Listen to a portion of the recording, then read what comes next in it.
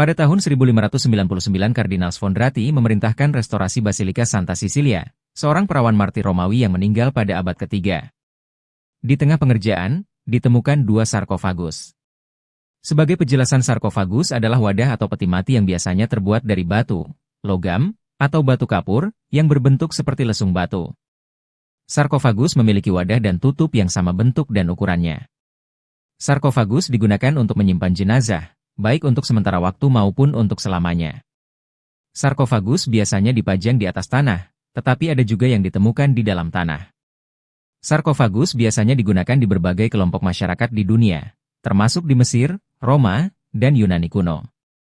Sarkofagus itu adalah milik Santa Cecilia, suaminya Santo Valerian, saudara iparnya Santo Tiburtius, dan satu lagi milik seorang martir Romawi lainnya bernama Santo Maximus. Dalam posisi inilah Kardinal Sfondrati dan para saksinya menemukan tubuh Cecilia yang utuh ketika mereka membuka peti matinya. 1400 tahun setelah kematian Santa Cecilia, tubuhnya masih utuh. Paus Paskal I telah menemukan relik tersebut pada abad ke-9 dan menempatkannya di Basilika baru. Untuk mengetahui latar belakang dan misteri penemuan sarkofagus dan tubuh Santa Cecilia yang masih utuh tersebut, kita mundur 11 abad ke belakang ke sekitar abad ketiga. Santa Cecilia lahir sekitar tahun 200 sebagai putri keluarga bangsawan Romawi. Santa Cecilia ingin tetap perawan tetapi karena sebagai keturunan bangsawan serta kebiasaan bangsanya ia dinikahkan dengan bangsawan Valerian. Namun atas permintaannya Cecilia yang ingin mempersembahkan bagi Tuhan, Santo Valerian menghormati sumpah keperawanan Santa Cecilia, dan masuk agama yang dianut Santa Cecilia bersama saudara Valerian yang bernama Tiburtius. Di tengah pertobatan Valerian, dikatakan bahwa Valerian mendapat penglihatan tentang malaikat pelindung Cecilia. Sekembalinya dari upacara, Valerian menemukan Cecilia sedang berdoa ditemani malaikat yang berdoa.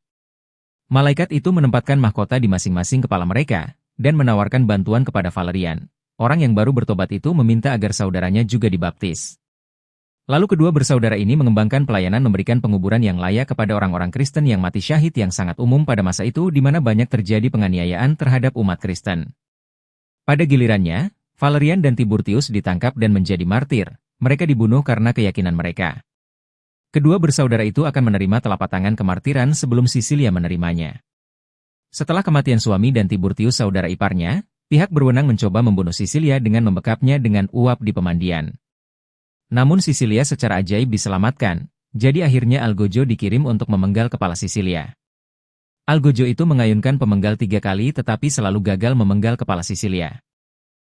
Cecilia terbaring terluka parah selama 3 hari sebelum meninggal, kepalanya menunduk ke lantai. Tangannya secara simbolis mengungkapkan imannya kepada Tritunggal Maha Kudus, menunjuk 3 jari di satu tangan, dan 1 jari di tangan lainnya, yang menyimbolkan 3 pribadi dalam satu Tuhan.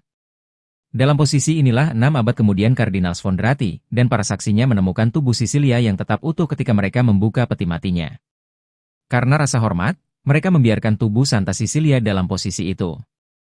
Setelah mengizinkan para peziarah untuk datang memuja dengan doa untuk perawan dan para martir suci ini, yang secara ajaib tubuhnya terpelihara dari kerusakan, mereka menguburkannya kembali.